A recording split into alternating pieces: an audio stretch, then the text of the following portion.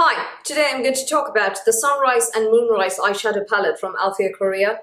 This is in collaboration with Indonesian pop star and actress Bunga Citra Lestari. Bunga Citra Lestari. I am very, very sorry about butchering the pronunciation. I have no idea if it's Bunga or Bunga, and if I'm saying it right at all. Bunga Citra Lestari. Anyway, she is incredibly pretty, and I think she's known as BCL. In the area, and this is the BCL Althea collaboration palette, the Sunrise and Moonrise palette. There are 8 shadows in this palette, and I'll talk about the palette itself in a minute. I have tried Korean single eyeshadows, but I haven't tried a proper full palette. I know Etude House has a lot of gorgeous Korean eyeshadow palettes that are, very wearable and rosy hued and warm neutrals and peachy neutrals and ruddy neutrals and brown base neutrals and cherry neutrals and so on. One thing I love about the Korean eyeshadow look or eye makeup look is that it's very soft, or even if they do use bold colors sometimes, the look itself is very soft and it's always beautifully blended, none of this, very in-your-face crease look and that sort of thing, which is something that I really like. So this is my first Korean eyeshadow palette disclosure sent to me for review. Now, Korean eyeshadows have a slurry quality to them. They're not in-your-face pigmented, but the slurry quality makes it very easy to blend them out, and they also sort of sink into the skin rather, not disappear altogether, but cling on to the skin, become one with the skin, blend into the skin without disappearing. Does that even make sense? I don't know, you're gonna have to try one for yourself to see what I'm talking about. But that's the quality, a very slurry formula. Kind of like liquid was poured and then became a powder. And although there is some kickback when you perform shenanigans with a brush, which is what I do, there is very little fallout when you do apply the eyeshadows, even if it is done above foundation, as I will demo in a minute.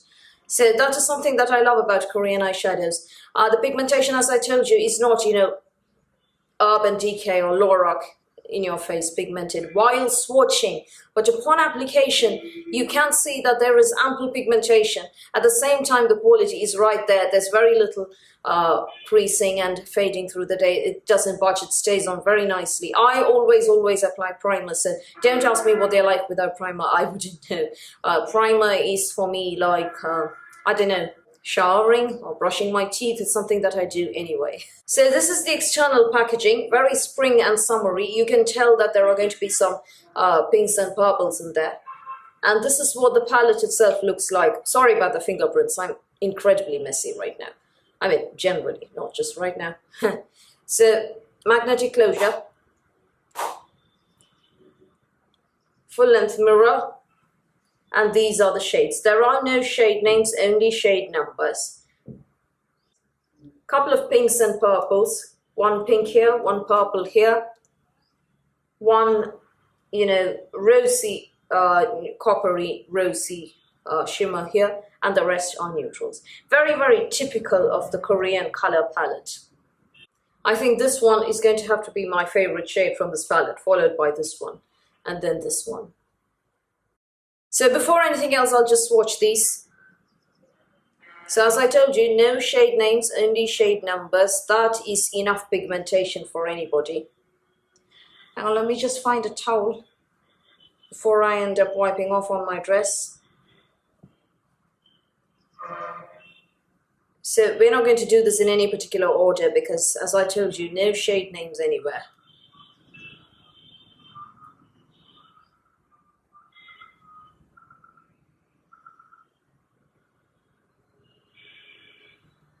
I think we'll do 4 there and 4 here. So this is the third one. That shade and I, obviously, and my skin tone, obviously, are not going to get along. Except maybe in the inner corners or something. 4th one.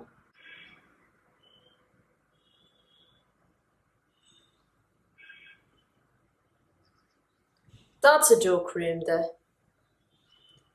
So those are the first 4, and now we'll do this quad over here.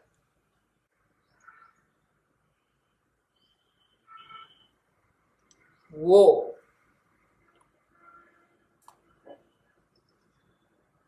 The second is a neutral all-over base matte that will sink into my skin tone, more or less. Yep. Third one.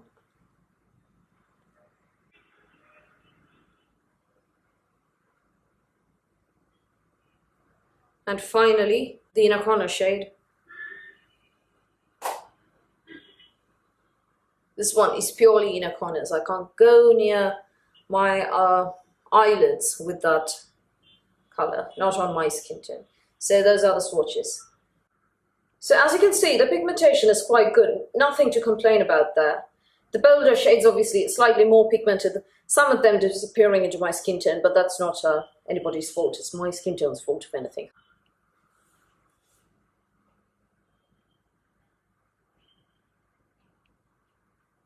Now, I have demoed an eye makeup look with this recently as a date night makeup look right before Valentine's Day. If you haven't seen it, it's here. But anyway, here's a quick demo from that. All over the lids, I'm going to be applying, hang on, let's find a brush, this shade. That is shade 2 will be going all over my lids. This will help set that primer. So I've been retinoling, so you may find some peeling or flakes on my skin. Can't be helped. It's a prescription retinoid. Now for the crease, I'm going to be going with shade number 8. There's some fallout, which is scary. A very typical Korean eyeshadow formula, you know, the soft, powdery kind. The slurry formula, I think it's called. Japanese and Korean eyeshadows are different from regular eyeshadows in that the formula is kind of slurry. I don't know how else I could describe it. And, you know, they're not in-your-face pigmented like Lorac and so on. They're softer and the finish is smoother, which is something I like. And I don't mind the softer finish. So I'm aiming for a very soft K-beauty look today. And although I will be applying falsies, my aim is to stick to that, you know, soft eyeshadow look, despite all these colors that I'm using. This is incredibly easy to blend, and so far I've been lucky enough to get away without much fallout on the tops of the cheekbones. So next I'm going to go in with number 6, that's this one, to blend in just a little bit and add a bit more color there.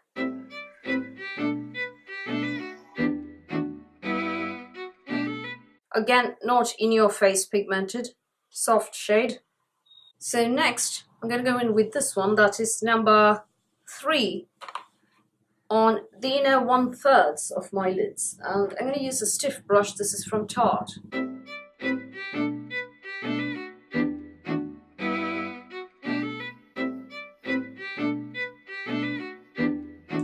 That's it. And now for the inner corners, I'm going to go in with this one, that is shade number 1. I'm also going to use that to highlight my brow bone. Now for the lower lash line, I'm going to go in with this one, number 8. That's on the outer 1/3, and on the inner 1/3, on the inner half, I'm going to go in with this one. Lots of fallout. I'm going to do my cheekbones, and I'll be right back.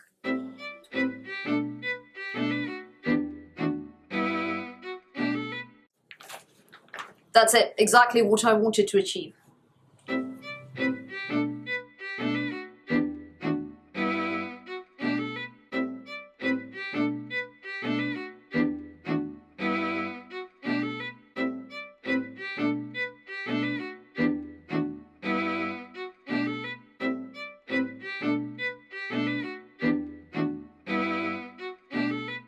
So that's the eye makeup look with this palette. Absolutely no complaints. Absolutely excited and thrilled at having tried my first Korean eyeshadow palette.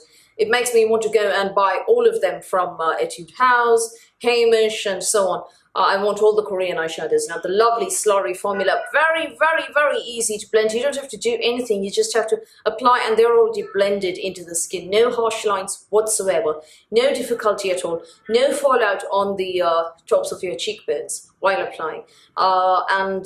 You know, I did have my doubts about pigmentation, but then, as you can see, no problems at all, whether while swatching or upon application on the eyes. So those are my thoughts on the Althea Korea Sunrise Moonrise BCL collaboration palette.